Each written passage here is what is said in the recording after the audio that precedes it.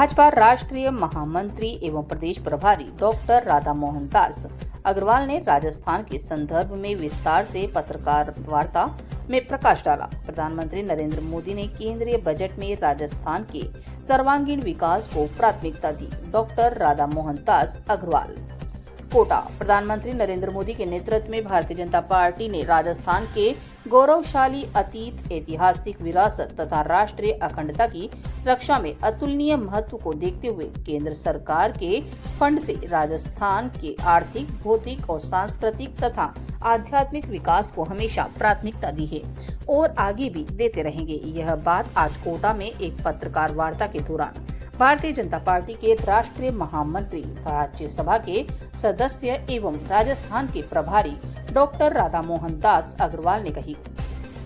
राष्ट्रीय महामंत्री अग्रवाल ने कहा कि प्रधानमंत्री जी के गरीबोन्मुखी योजनाओं का राजस्थान बहुत बड़ा लाभार्थी है। राजस्थान में जनधन योजना के अंतर्गत 3.8 करोड़ बैंक अकाउंट खोले गए। 1.53 करोड़ एवं 2.99 करोड़ लोगों को क्रमशः जीवन ज्योति बीमा योजना और प्रधानमंत्री सुरक्षा बीमा योजना का लाभ मिल रहा है।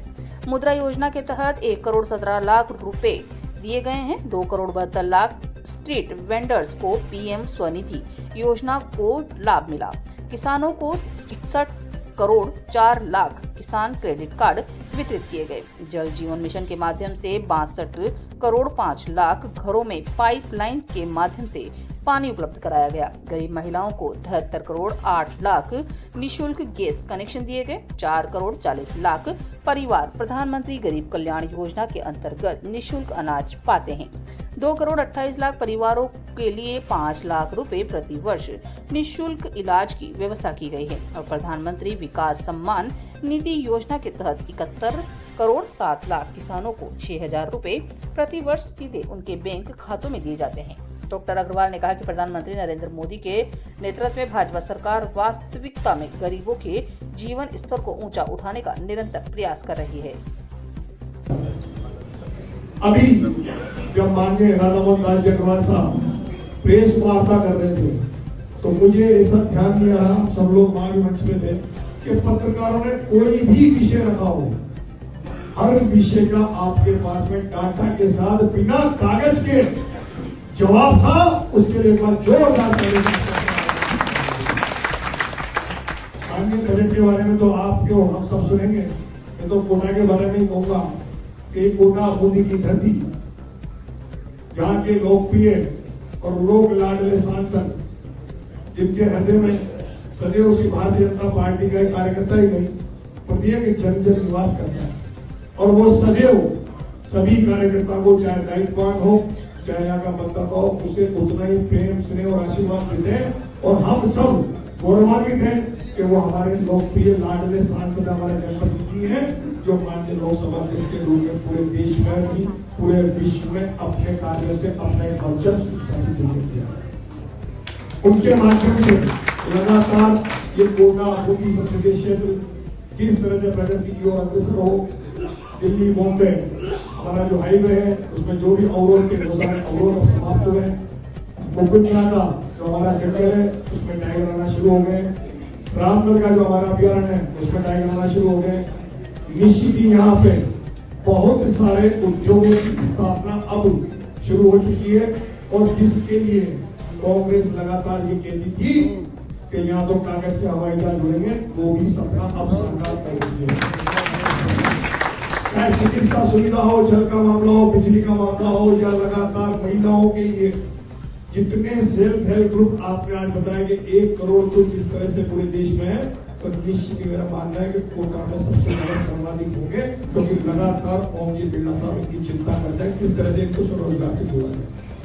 हम सब गौरवान्वित है कि हमें ऐसे जनप्रतिनिधि मिले हैं जो केंद्र में माननीय लोकसभा अध्यक्ष जी और राजस्थान की राजनीति में मेरे बड़े भाई संदीप जी शर्मा साहब, कल्पना देवी जी, मदन जी दिलावर साहब, हीरालाल जी, ये श्री कोटा बूंदी संसदीय क्षेत्र की सदैव चिंता करते हैं।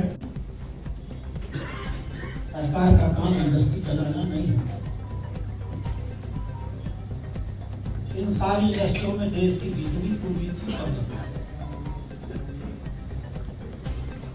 ये इंडस्ट्रियां सब घाटे पे चली गई। बड़ी इंडस्ट्रियां थी, बड़े कैपिटल से लगती थी, इसलिए न किसी को रोजगार मिला, न देश में इतना पैसा बचा था कि वो गरीबों तक बांटा जा सके, और न ही मानसिकता थी। क्या हुआ? आदमी की जरूरत की चीजें नहीं बनी, वो चीजें बनी जो बड़ी बड़ी फैक्ट्रियों को चाहती थी। जब जरूरत की चीजें नहीं बढ़ेंगी तो महंगाई बढ़ेगी। इस देश में 34%, 27% महंगाई इस देश के नागरिकों ने देखी। चरम तक बेरोजगारी गई और चरम तक गरीबी गई। 1974 में इस देश में गरीबी रेखा के नीचे रहने वालों की संख्या 55% थी। कितनी? यानी आप कल्पना कर सकते हैं कि जिनके क्षेत्र के लोगों का मैंने नाम लिया, उन सबकी हालत बड़ी गंभीर थी। तो उनकी दृष्टि दूसरी थी। आप उनके कार्यकाल और हमारे कार्यकाल दोनों के बीच में थोड़ा सा भी नजर डालेंगे तो आपको समझ में आएगा कि नरेंद्र मोदी के काम करने की दृष्टि क्या है और उनके काम करने की दृष्टि क्या है। मैं इसलिए यहां से बात कर रहा हूं क्योंकि मैं अगर आपसे कहूंगा 2047 में भारत दुनिया की चौथी अर्थव्यवस्था बन जाएगी या तीसरी अर्थव्यवस्था बन जाएगी, भारत एक विकसित देश बन जाएगा। अगर भारत एक विकसित देश हो जाए लेकिन किसान गरीब रहे, मजदूर गरीब रहे, महिलाएं अशक्त रहे, छात्रों को पढ़ने की व्यवस्था न हो, पहाड़ी क्षेत्र में लगे रहने वाले लोग जीवन से और देश से कटे रहे, शेड्यूल कास्ट के लोग और ओबीसी पकड़े और समाज के लोग आर्थिक रूप से मजबूत न हो सके, स्वावलंबी हो सके, तो ऐसा विकास लेकर के भारत करेगा क्या? भारत के विकसित होने का मतलब भारत कोई अमूर्त संस्था नहीं। भारत 146 करोड़ नागरिकों का देश है और जब तक देश के किसी सबसे पिछड़े गांव में रहने वाला सबसे गरीब आदमी ये न कहना पाए कि हाँ 1947 में हमारे बच्चे आज पहले से बहुत बेहतर अवस्था में रह रहे हैं, तब तक विकसित भारत का कोई सपना साकार नहीं हो सकता, चाहे दुनिया की प्रति आय में कितनी भी ऊंचाई। इसलिए माननीय प्रधानमंत्री ने तय किया ये जो गमलों के पेड़ सूखे हुए हैं, ये जो गमलों के पेड़ स्वयं में हैं और धरती के पेड़ सूखे और मुरझाए हुए हैं, इस विषमता को दूर करना पड़ेगा। विकास का लाभ समाज के गरीब वर्ग तक पहुंचे, समाज के पिछड़े वर्ग तक पहुंचे, यह अपने आप अगर होना होता कांग्रेस के थे कि देश की आय बढ़ जाएगी तो गरीबी अपने आप ऊपर से नीचे होते हुए खत्म हो जाएगी। अर्थशास्त्री इसको ट्रिकल डाउन थ्योरी कहते थे कि देश में जब बड़े लोगों का पैसा आ जाएगा तो वो पैसा नीचे बढ़ता बढ़ता बढ़ता बढ़ता अपने आप नीचे चलाएगा और गरीब अमीर हो जाएंगे। ऐसा नहीं होता नहीं। अगर हमें गरीबों का अमीर को आर्थिक रूप से स्वावलंबी बनाना है तो योजनाबद्ध तरीके से समय बताते रहिए।